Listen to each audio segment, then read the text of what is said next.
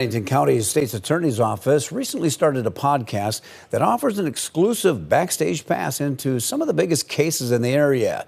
It also offers an in-depth look at the work they do.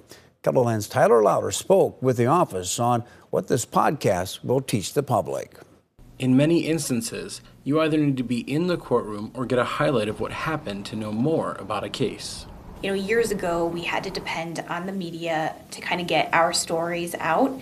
And today, we have all these different methods of communication. And this just seemed like a fun way for us to be able to tell our entire story with kind of no time limits and hopefully an interesting way and cover topics that we want the community to know about.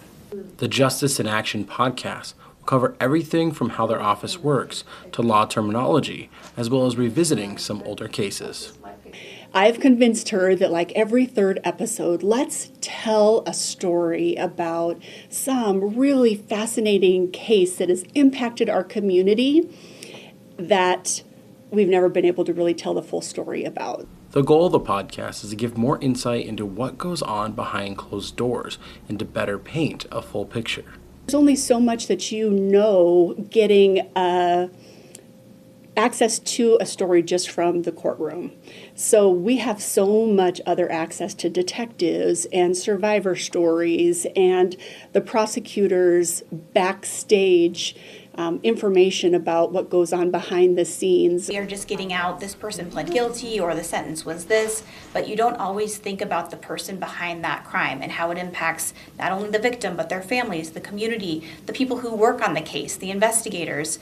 And so I think being able to give their perspective will be something that our community will like. This month, the Justice in Action will showcase a domestic violence case where the survivor's side can be heard. In Rapid City, Tyler Louder, KELOLAND News. The Justice in Action podcast will also accept requests from the public on what stories they want to hear. It's available on various podcast platforms.